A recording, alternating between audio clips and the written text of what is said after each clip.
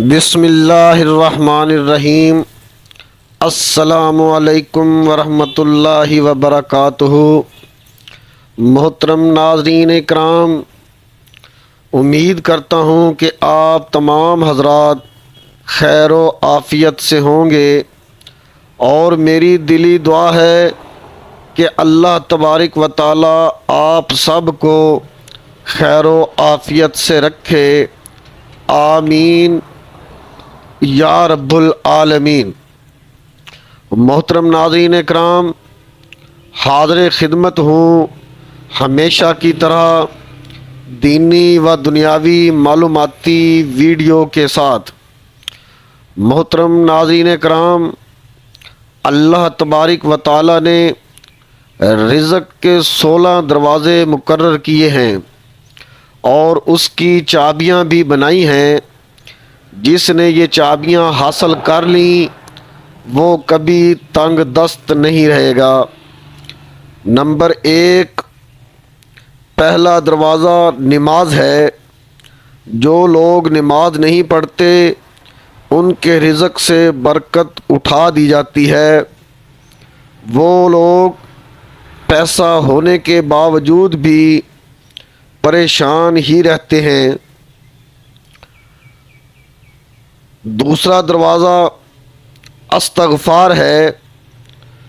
جو انسان زیادہ سے زیادہ استغفار کرتا ہے، توبہ کرتا ہے، زیادہ سے زیادہ استغفار کرتا ہے، توبہ کرتا ہے، اس کے رزق میں اضافہ ہو جاتا ہے، اور اللہ ایسی جگہ سے رزق دیتا ہے جہاں سے کبھی اس نے سوچا بھی نہیں ہوتا۔ تیسرا دروازہ، اللہ تبارک و تعالیٰ نے تیسرا دروازہ صدقے کا رکھا ہے۔ تیسرا دروازہ صدقہ ہے۔ اللہ نے فرمایا کہ تم اللہ کی راہ میں جو خرچ کرو گے اللہ اس کا بدلہ دے کر رہے گا۔ انسان جتنا دوسروں پر خرچ کرے گا اللہ تعالیٰ اسے 10 گنا بڑھا کر دے گا۔ اور اللہ تبارک و تعالیٰ نے چوتھا دروازہ تقوی کا رکھا ہے۔ چوتھا دروازہ تقوی اختیار کرنا ہے۔ جو لوگ گناہوں سے دور رہتے ہیں اللہ اس کے لیے آسمان سے رزق کے دروازے کھول دیتے ہیں۔ اللہ تبارک و تعالیٰ نے پانچواں دروازہ کثرت نفلی عبادت کا رکھا ہے، یعنی کہ پانچواں دروازہ کثرت نفلی عبادت ہے۔ جو لوگ زیادہ سے زیادہ نفلی عبادت کرتے ہیں اللہ ان پر تنگ دستی کے دروازے بند کر دیتے ہیں۔ اللہ کہتا ہے اگر تو عبادت میں کثرت نہیں کرے گا تو میں تجھے دنیا کے کاموں میں الجھا دوں گا۔ لوگ سنتوں اور فرض پر ہی توجہ دیتے ہیں، نفل چھوڑ دیتے ہیں، جس سے رزق میں تنگی ہوتی ہے۔ اللہ تبارک و تعالیٰ نے چھٹا دروازہ حج اور عمرہ کی کثرت کرنے کا رکھا ہے، یعنی کہ چھٹا دروازہ حج اور عمرہ کی کثرت کرنا۔ حدیث میں آتا ہے حج اور عمرہ گناہوں اور تنگ دستی کو اس طرح دور کرتے ہیں جس طرح آگ کی بھٹی سونا چاندی کی میل دور کر دیتی ہے۔ محترم ناظرین اکرام، اللہ تبارک و تعالیٰ نے 7واں دروازہ رشتہ داروں کے ساتھ اچھے سلوک سے پیش آنے کا رکھا ہے، یعنی کہ 7واں دروازہ رشتہ داروں کے ساتھ اچھے سلوک سے پیش آنا، ایسے رشتہ داروں سے بھی ملتے رہنا جو آپ سے قطع تعلق ہوں۔ محترم ناظرین اکرام، اللہ تبارک و تعالیٰ نے 8واں دروازہ کمزوروں کے ساتھ صلہ رحمی کرنا کا رکھا ہے، یعنی کہ 8واں دروازہ کمزوروں کے ساتھ صلہ رحمی کرنا ہے۔ غریبوں کے غم بانٹنا، مشکل میں کام آنا اللہ کو بہت پسند ہے۔ نوواں دروازہ اللہ تبارک و تعالیٰ نے اللہ پر توکل رکھنے کو رکھا ہے، یعنی کہ نوواں دروازہ اللہ پر توکل ہے۔ جو شخص یہ یقین رکھے کہ اللہ دے گا تو اسے اللہ ضرور دے گا، اور جو شک کرے گا وہ پریشان ہی رہے گا۔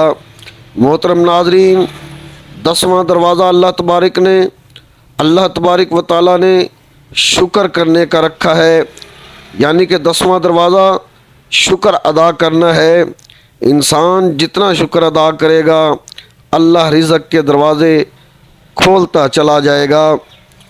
محترم ناظرین کرام، اللہ تبارک و تعالیٰ نے 11واں دروازہ گھر میں مسکرا کر داخل ہونے کا رکھا ہے۔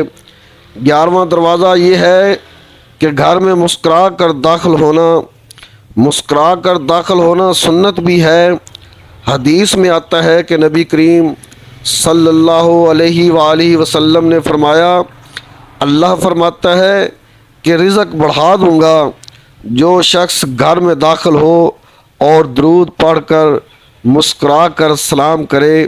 محترم ناظرین کرام، اللہ تبارک و تعالیٰ نے 12واں دروازہ ماں باپ کی فرما برداری پر رکھا ہے۔ 12واں دروازہ ماں باپ کی فرما برداری کرنا ہے، ایسے شخص پر کبھی رزق تنگ نہیں ہوتا۔ محترم ناظرین کرام، یہ تھی ہماری آج کی معلوماتی ویڈیو۔ امید کرتا ہوں کہ آپ تمام حضرات کو ضرور پسند آئی ہوگی۔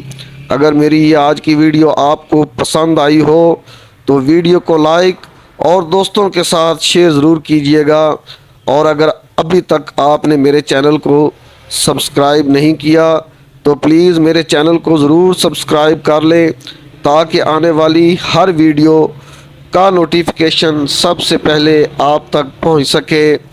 محترم ناظرین، اگر زندگی نے موقع دیا تو ملتے ہیں اگلی ایک نئی ویڈیو میں، ایک نئے موضوع کے ساتھ، ایک نئے وظیفے کے ساتھ، ایک نئے عمل کے ساتھ۔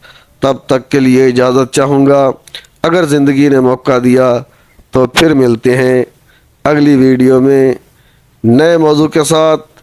تب تک کے لیے اجازت چاہوں گا۔